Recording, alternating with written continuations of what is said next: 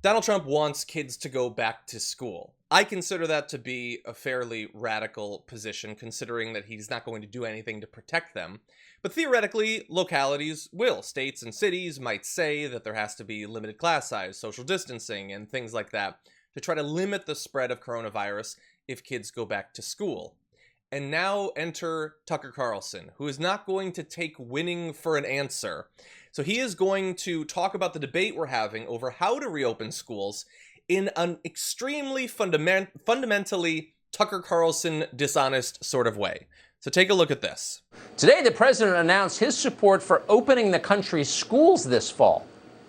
Seems like a pretty obvious position, but suddenly it's not. Many people violently disagree with it for reasons that still are not clear, but definitely are not rational. So look, I wanted to stop there because I'm glad you did.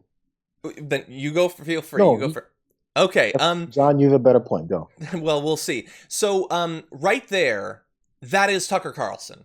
That is everything about Tucker Carlson right there. Trump wants to go back to school should be an obvious position. Sure, if you only listen to him and have the same objectives as him and don't listen to the concerns of anyone else. There are other people who are violently disagreeing. By disagreeing, there's no violence. But that's not extreme enough to get people fired up to hate the other side. So you have to pretend that they're violent. And he says, for reasons that aren't clear. Why? Are you having some of those people on to answer that question? No, you're choosing not to. And it's obvious why. The pandemic is why. But this is Tucker Carlson rule number 1. Ignorance is strength. I'll pretend that I can't understand their side so that you don't have to try to understand their side. Sure, I could have a representative of their side on. I choose not to. And even in the case when he's pretending not to understand what Black Lives Matter is about, even when it is being shouted from the rooftops for literally years, still pretend that a reasonable person could never understand what their position is. But we do know this. It's violent and it's irrational. That is so Tucker Carlson right there. You connect all these violent, angry, anti-words with the argument that you're going against. It's the idea of a straw man. We know how it goes. And you build up this whole thing that you knock down with no facts whatsoever. So the reason you talked about maybe you could have a representative of this side on, he's done things like that. And I get the idea that potentially people don't want to go on his show anymore because all he does is talk over them. And then when they give a point, then he goes, oh, yeah, sure, yeah, whatever. Yeah. And moves on as if that's a rebuttal to the argument. To have this stupid fake chuckle and then tell them what they're saying. Because he knows his audience has been conditioned now to just listen and follow him as if he's this like majestic leader. So you talk fast enough and you make these declarative statements that are based nowhere in fact, and then move on to the next step. Yeah. And people go, oh yeah, he must be right because he told me it's ridiculous. And he says there's no viable reason why people would believe this. You just say it, it doesn't make it true. I've said it before on the show. A friend from college, Chris, he does this and it works. Yeah. I'm the only person that always was like, Chris, that's BS, bro. Where'd you get that from? And he's like, laughs and goes, he's like, I know you're in. I know you got me. Yeah. But this is fun. They do think it's fun. Yeah.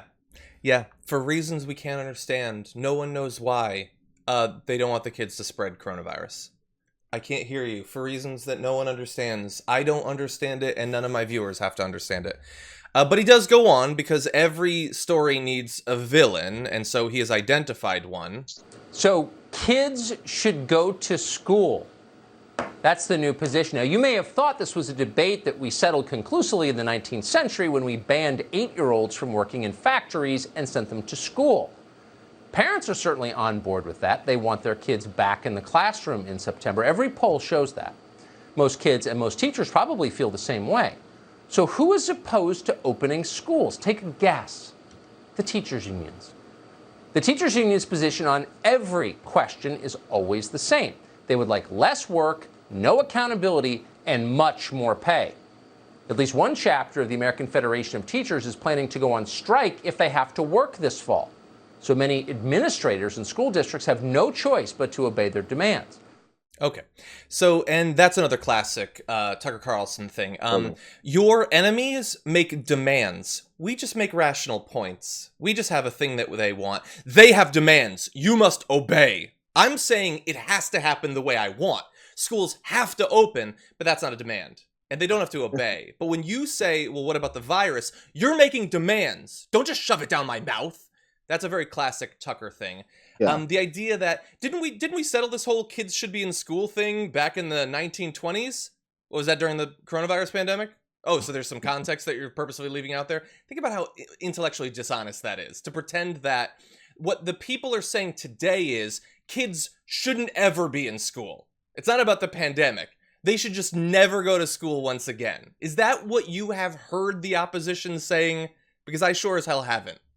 Nope. He hasn't heard any of it. Well, if he's heard it, he definitely ignored it. Again, it's a, what's the best word? He's not creative, but I guess he's a bit talented. He's talented at manipulating the argument when you're not arguing with anyone. And obviously he's reading it, so this is all a pre-thought out plan. This is just the way it works. People will watch people on TV, or audiences will watch Tucker on TV and think that he's coming up with these amazing points that are well thought out, and he's just spewing them off top of his head. No, this guy's reading a prepared statement, and if it goes 25 minutes, every word of it was prepared. Yep. There's a plan behind every word, the way it's said, and then how it's said and portrayed to the audience. This is all a manipulation. So him not knowing the answer to these questions, or saying like, who knows, it's purposeful. I always have to remind people that this is a script. It's like an actor. It's a script. So if you see Tom Cruise say something about kids going back to school and he's arguing against something, this is the same thing. Tucker's reading a script. I don't know how much of it he wrote, but he's reading it.